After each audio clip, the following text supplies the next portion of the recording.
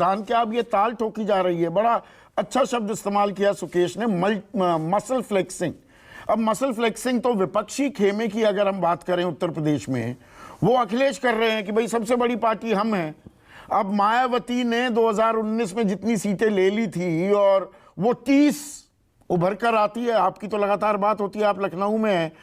Samajwadi party के नेता कहते हैं हमें कुछ नहीं मिला, मायावती को फायदा हो गया उस गठबंधन के चलते। मायावती आज एक विधानसभा सदस्य है, उनका एक एमएलए है विधानसभा में। अब वो ज्यादा कैसे दे दें? मायावती कह रही हैं अकेले लड़ लूंगी। कांग्रेस के भी 2 विधायक हैं। कांग्रेस कभी बहुत मजबूत हुआ करती थी उत्तर प्रदेश में, 2009 में 21 सीटें भी जीत गई थी कांग्रेस। वो सरप्राइज फैक्टर था, जबकि उस टाइम भी हाशिए पर गई हुई थी। हाशिए पर गए हुए लोग बड़ी आसानी से सीटों का बंटवारा कर सकते हैं। अब ये खेल भी होगा क्या विपक्षी खेमे में? उत्तर प्रदेश को देखें और मायावती के ताजा बयान को इसके साथ जोड़ दूं तो देखिए संदीप, मुझे तो मायावती के स्टेटमेंट से 1% भी सरप्राइज नहीं है। मुझे समझ में नहीं आता क्यों ताज्जुब की बात है कि मायावती कह रही है मैं अकेले लड़ूंगी। ये पिछले कई चुनाव से वो कहती रही हैं और आज की डेट में उनको सिर्फ वही बोलना है जो बीजेपी को फायदा करे। और ये बोल करके संजय कुमार भी कह चुके हैं उसके सबसे ज्यादा फायदा होता है बीजेपी का। और ये मानना आज की डेट में कि मायावती किसी प्रकार से विपक्ष का रोल प्ले करेंगी, मैं तो नहीं कंसीव कर सकता इसे। जितना मेरा छोटा मोटा तजुर्बा है उस हिसाब से मायावती आज की डेट में वो सरेंडर कर चुकी हैं बीजेपी के सामने। और उसकी वजह सिंपल सी है, लॉजिकली देखने की बात है। ईडी और सीबीआई मायावती के डिस्प्रोपोर्शनेट एसेट्स का केस ऑलरेडी चल रहा है और वो इसीलिए तलवार लटकी हुई है, कांग्रेस के टाइम से लटकी हुई है कि जब भी मायावती को रोकना हो, कुछ भी जिस तरह यूज करना हो करे। और उन्होंने ये तय कर लिया है कि उन्हें तो बीजेपी की बी टीम बन के ही चलना है, अदरवाइज मैं ये मानने को तैयार नहीं हूं संदीप। नहीं शरद भाई एक मिनट सुनिए, मैं एक बताना चाह रहा हूं कि मैं इस बात से भी अपना राजनीतिक अस्तित्व खत्म करने के लिए क्या वो तैयार हो जाएंगी? एक विरासत है जो उन्हें मिली। हाँ बिल्कुल है, तो उसे क्या वो खत्म करने के लिए 0-0-0-0 पर ही वो अटकी रहे? भाई अब पिछले 2 इलेक्शन में उन्होंने दिखला दिया है। उन्होंने 2019 में सिर्फ अखिलेश को सबक सिखाने के लिए और उनके पिता से जो गेस्ट हाउस कांड का बदला लेना था उसके लिए किया था। उसमें अखिलेश ट्रैप में आ गए और फायदा मायावती को। मायावती तभी अलायंस करती हैं जब उनका फायदा हो। ये काशीराम खुलेआम कहते थे, कोई नई बात नहीं है।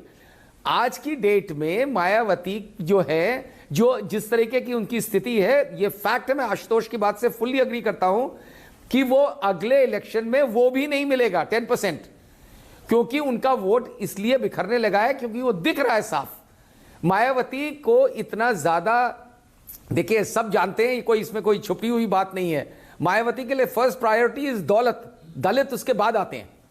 ये मैं खुल के कहता हूं, ये सामने दिखता है, ये मेरा पर्सनल एक्सपीरियंस ही नहीं है। तमाम लोग और अंदर की पार्टी के लोग जो है बीएसपी के, वो स्वयं ये कहते हैं। देखिए ये जो कई उनके फ्लूक्स हुए कि उन्होंने दिखलाया, कई चीजें होती है दिखाने के लिए, तो ये एक पोस्चरिंग है। 4 बार खाली बताने के लिए, अपनी प्राइस पुट अप करने के लिए। 4 बार ऐसे नहीं बनी, ऐसे ही बनी है बेवकूफ बना करके। अरे सुनिए तो आप संदीप सर, 4 बार मुख्यमंत्री कैसे बनी? 3 बार बीजेपी के सपोर्ट से जीती उन्होंने, बीजेपी को भी 403 में से अपने दम पर। वही तो मैं बता रहा हूं। सुनिए तो वही एक था, एक ही बार उन्होंने। और उस time let me tell you, Sukesh की बात से मैं एग्री नहीं करता हूं कि जमीन पे नहीं, वो बाकायदा जमीन पे जगह जगह जाके रैलीज करती नहीं, सस्टेन्ड उनका कैंपेन चला, तब उन्होंने वो हासिल किया था।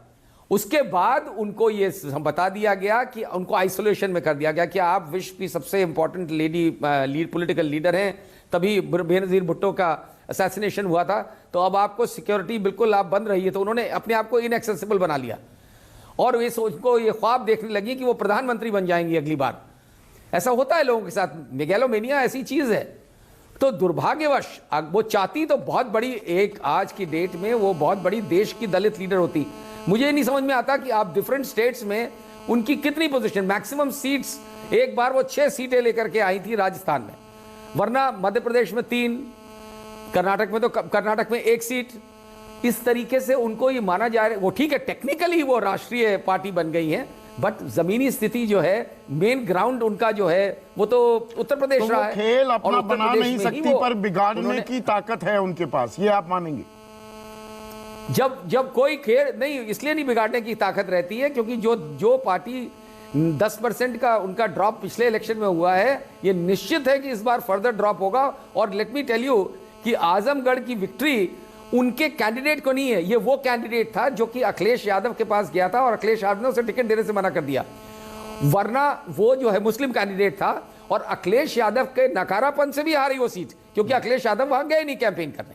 उसको एट्रीब्यूट करना कि मायावती का कैंडिडेट नहीं था, वो समाजवादी पार्टी से एसोसिएटेड था और क्योंकि उसकी पर्सनल फॉलोइंग बहुत थी, पर ये मायावती की विक्ट्री नहीं थी वो। शरद भाई, कहने को कहा तो मैं जो वो ये पूछ रहा था, मायावती को हम जिनके ओवररेट कर रहे हैं, राजनीतिक हम ओवररेट कर वक्त रहे हैं। ताकत कमजोर हो, वो बड़ी आसानी से टिकटों का बंटवारा, सीटों का समीकरण कर सकते हैं। ये कांग्रेस पर भी लागू होता है उत्तर प्रदेश में और मायावती पर भी। मायावती जितनी सीट चाहेंगे अखिलेश नहीं देंगे, ना कांग्रेस को नहीं, देंगे। देखिए, कांग्रेस पर की तो आपस स्थिति- में एक दूसरे को कांग्रेस की देखकर तो क्या नया हैसियत है ही गठबंधन नहीं। भी एक और मोर्चा भी खुल सकता है क्या? मुझे डाउट है, क्योंकि मुझे नहीं लगता कि ऐसी बेवकूफ़ी कांग्रेस करेगी जो अखिलेश यादव ने करी थी 2019 में। मायावती के साथ अलायंस करना अपना सुसाइड करना है। कांग्रेस की तो वैसे ही कोई स्थिति नहीं है आज की डेट में। अगर रिवाइवल होता है कांग्रेस का यूपी में, जो इसकी तरफ अभी तक सिवाय राहुल गांधी की यात्रा भी उत्काश उत्तर प्रदेश से निकली होती तो शायद कांग्रेस पार्टी के लिए भला होता। वो तो काम स्कर्ट करते हुए चले गए, तो कांग्रेस की स्थिति भी खराब।